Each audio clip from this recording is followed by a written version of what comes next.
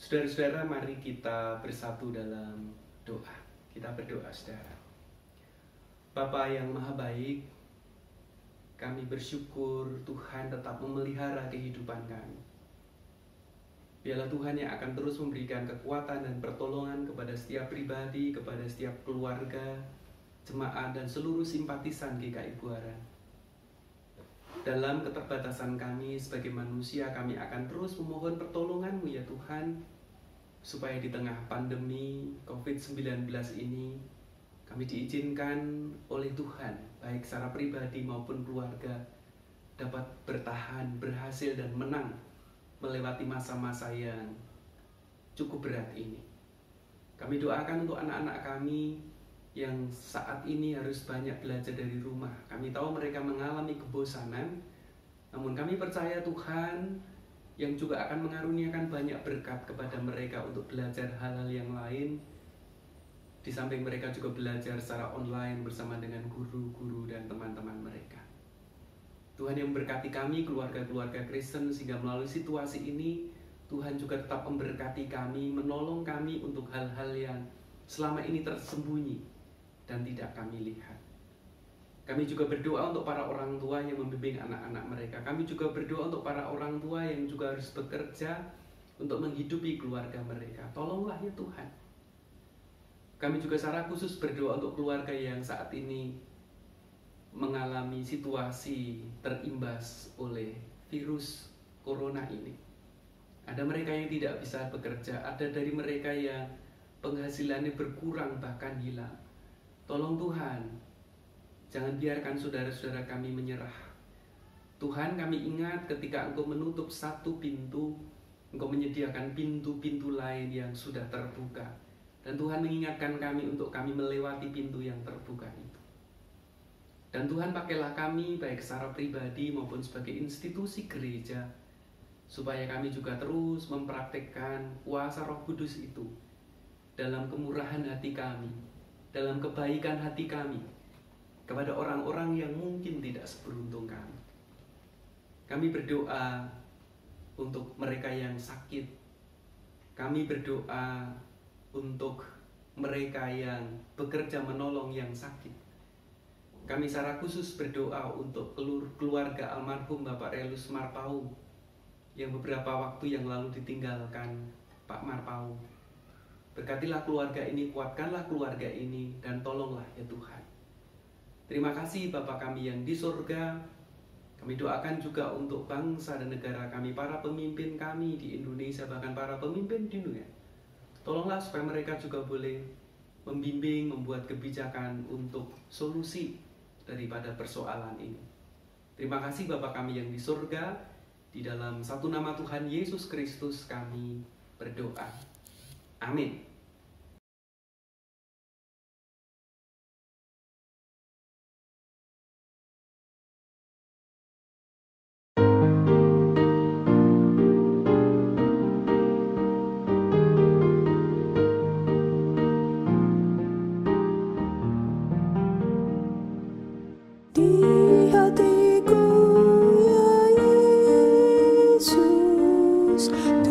Tuhan bersabdalah.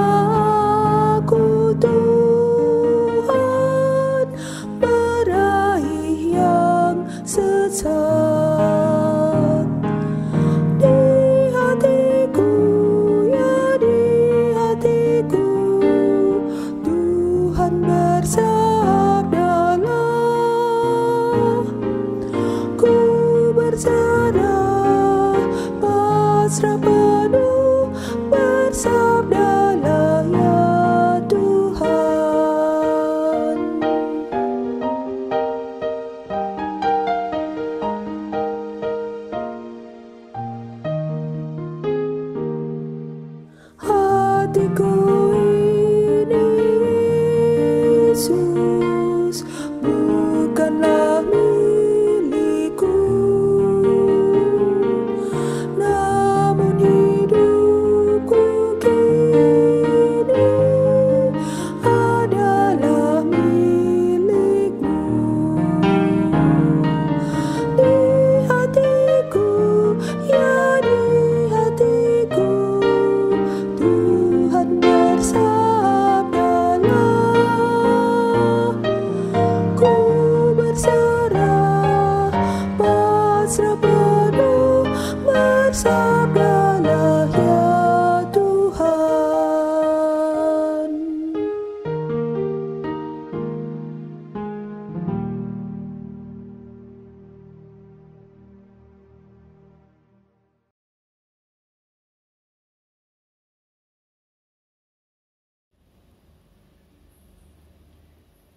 Saudara-saudara yang dikasihi Tuhan, malam hari ini kita akan bersama-sama mengadakan persekutuan doa keluarga.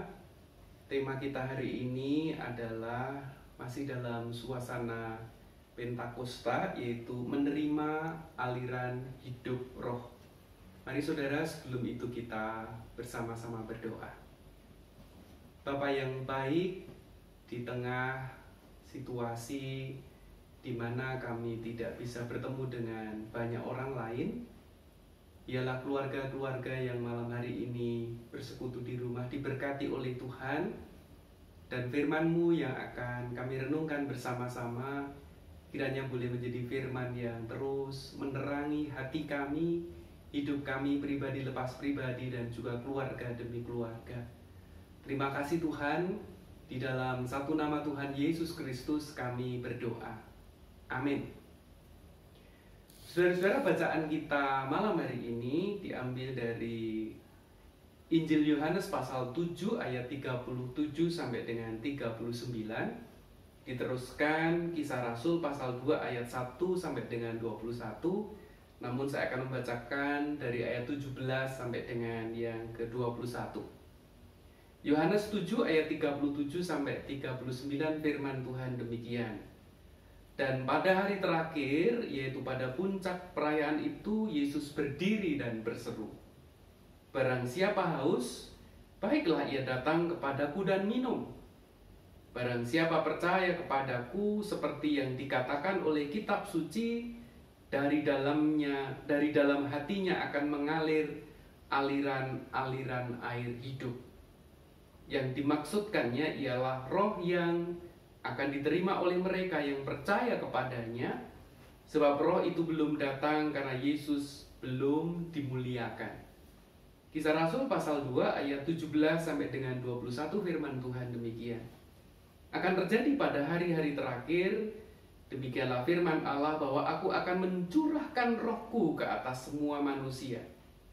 Maka anak-anakmu laki-laki dan perempuan akan bernubuat, dan teruna-terunamu akan mendapat penglihatan-penglihatan, dan orang-orangmu yang tua akan mendapat mimpi. Juga ke atas hamba-hambaku laki-laki dan perempuan akan kucurahkan rohku pada hari-hari itu, dan mereka akan bernubuat. Dan aku akan mengadakan mujizat-mujizat di atas, di langit, dan tanda-tanda di bawah, di bumi, darah dan api dan gumpalan-gumpalan asap. Matahari akan berubah menjadi gelap gulita, dan bulan menjadi darah sebelum datangnya hari Tuhan, hari yang besar dan mulia itu. Dan barang siapa yang berseru kepada nama Tuhan akan diselamatkan. Yang berbahagia setiap saudara dan saya yang bersedia mendengarkan firman Allah dan yang memeliharanya. Haleluya. Ibu bapak saudaraku yang dikasihi Tuhan, ada seorang yang mengirim 2 video. Mungkin saudara juga mendapat kiriman video yang sama. Video yang pertama berisi sekumpulan kera atau monyet yang disediakan tumpukan makanan.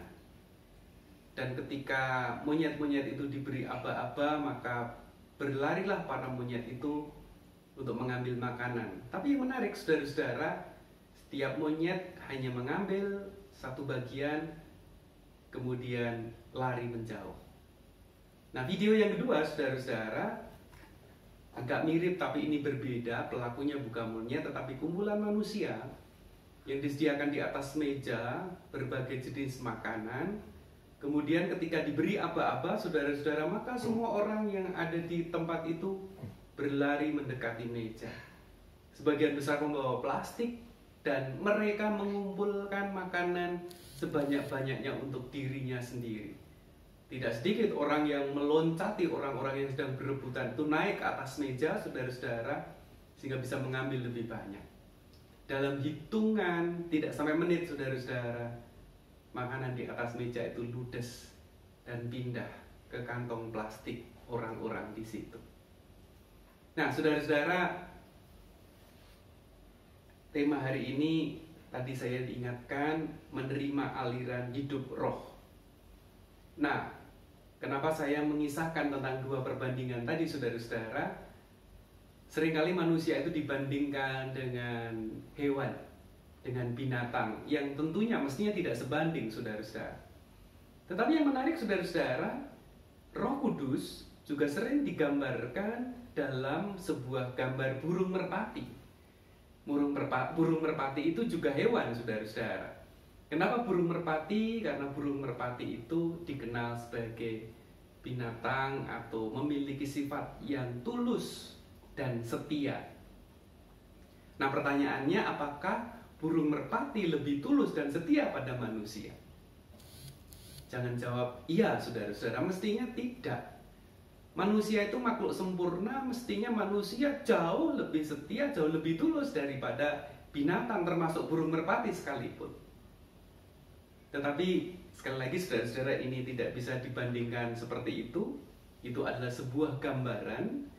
Mestinya kalau burung merpati itu digambarkan memiliki ketulusan dan kesetiaan, mestinya manusia, apalagi kita manusia Kristen yang sudah mendapatkan pertolongan Tuhan, mestinya kita jauh lebih baik kebaikan, ketulusan, dan kesetiaan daripada burung merpati.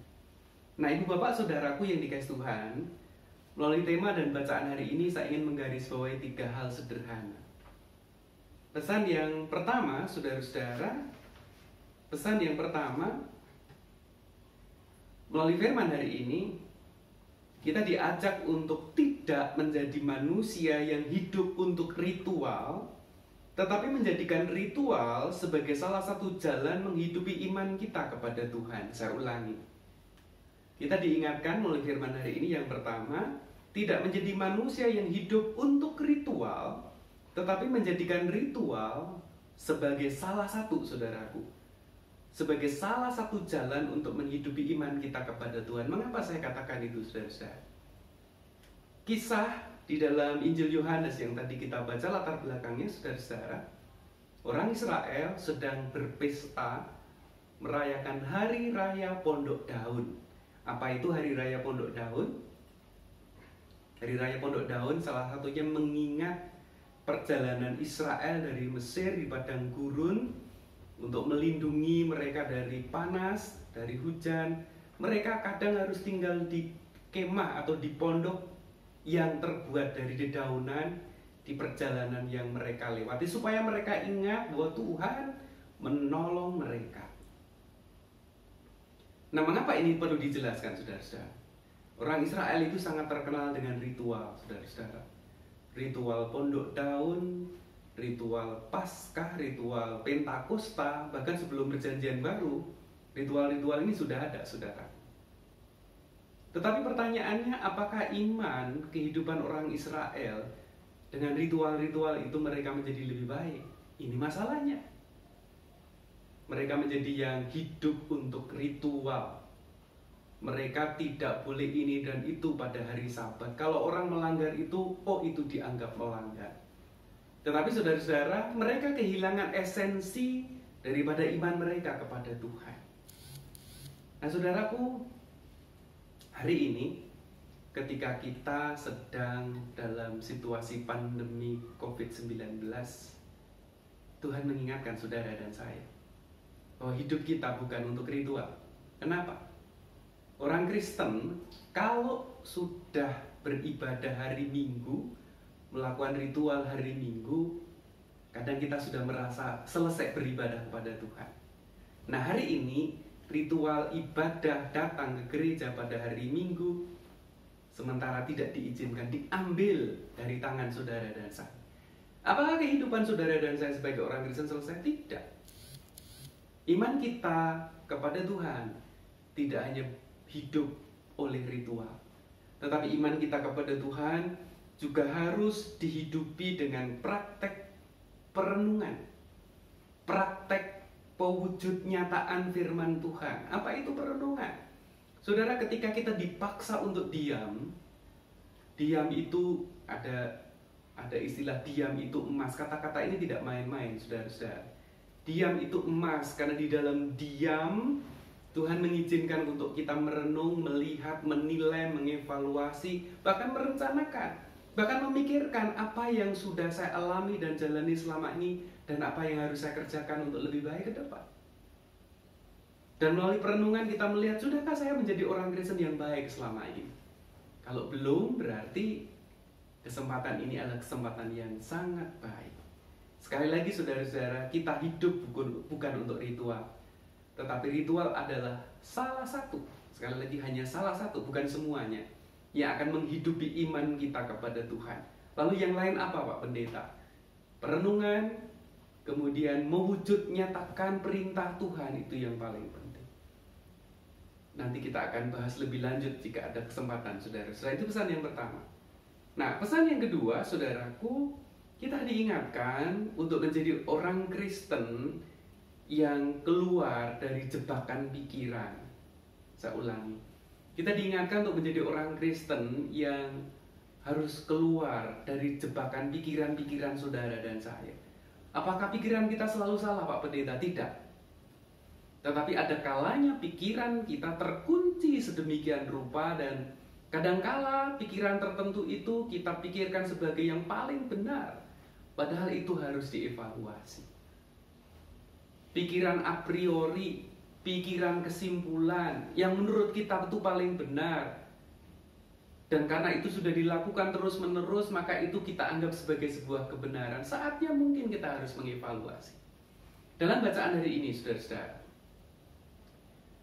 ketika mereka memperdebatkan tentang siapa Yesus, orang-orang Yahudi, orang-orang di Israel itu, mereka rujukannya adalah kitab suci mereka.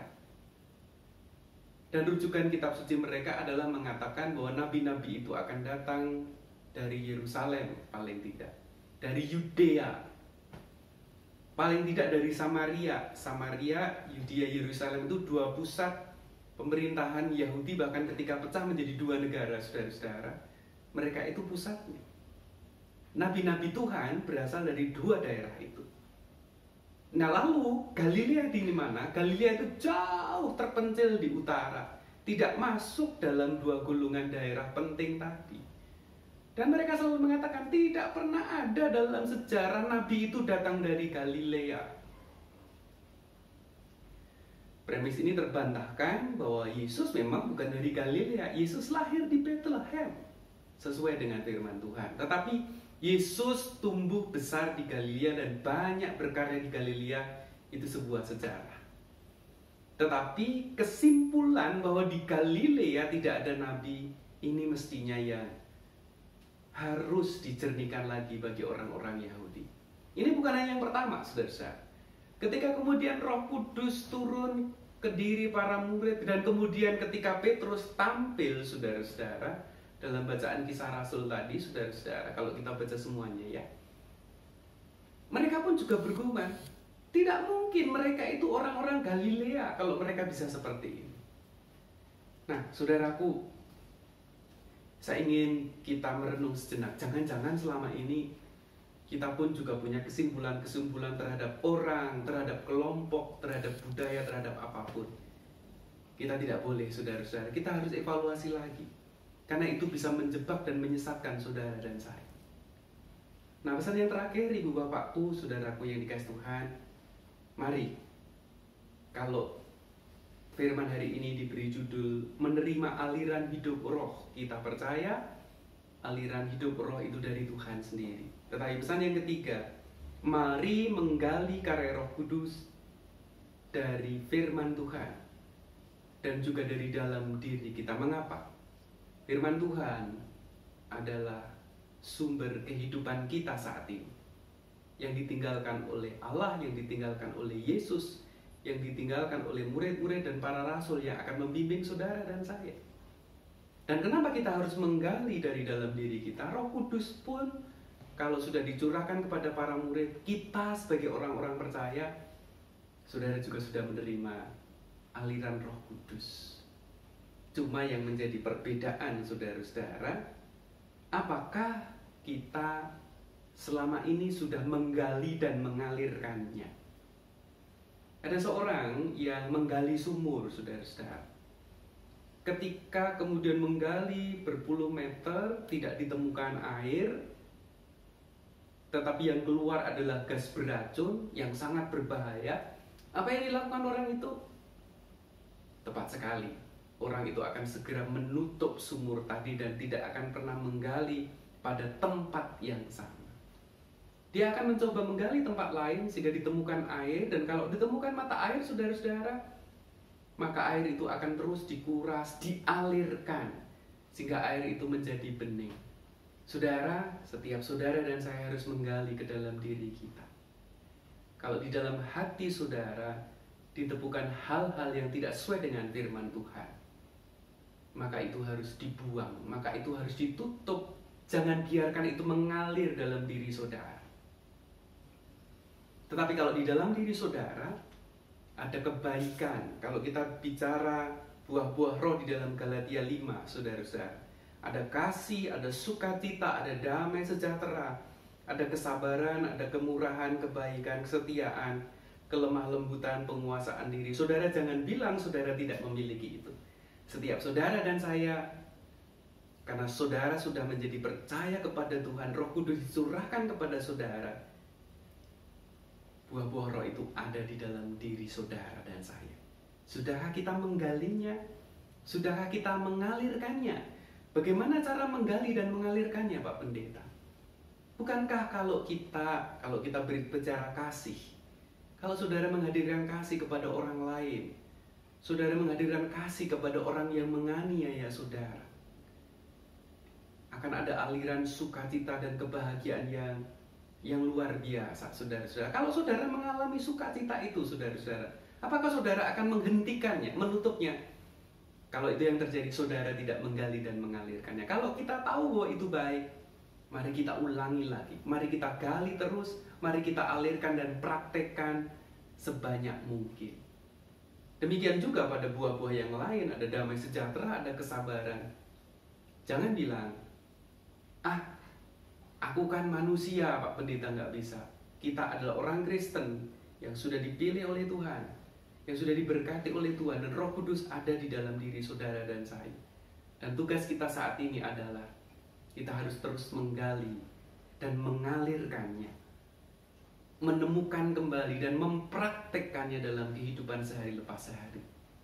Karena Tuhan sudah menganugerahkan kepada setiap saudara dan saya. Kiranya Tuhan memampukan kita untuk dapat menghayati 3 pesan ini.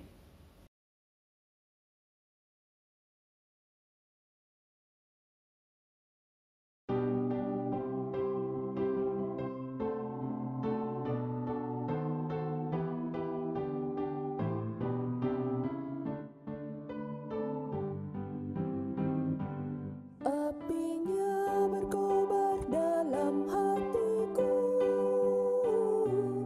ku girang karena Yesus yang memberi, dihangatkan jiwaku, tak perlu ku mengeluh, darahnya membasuh diriku bersih. Apinya terang, jiwaku senang, muliakanlah Tuhanku. Haleluya bergembira, Yesus Raja yang benar. Apinya berkobar dalam hatiku, apinya berkobar dalam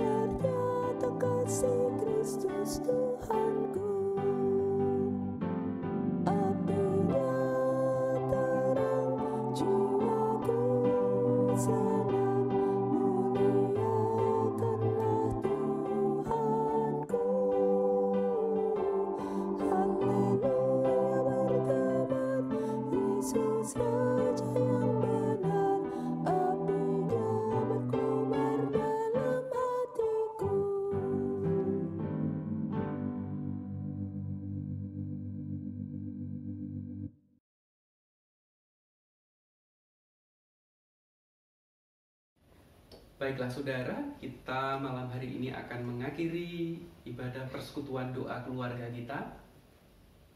Semoga saudara tetap bersemangat, saudara tetap sehat, saudara tetap memotivasi diri dalam situasi yang serba terbatas. Kita bisa berinovasi melakukan hal-hal yang berguna untuk diri pribadi kita dan keluarga kita. Mari kita berdoa saudara. Terima kasih Tuhan, Engkau yang mengizinkan kami bersekutu pada malam hari ini. Engkau yang mengizinkan kami memuji Tuhan dan merenungkan firman Tuhan. Berkatilah apa yang sudah kami jalani ya Tuhan. Dan sekiranya ada hal-hal yang tidak sempurna, Tuhan yang kiranya akan menyempurnakan. Tuhan mengampuni untuk segala kelemahan, kekurangan, dan keberdosaan kami.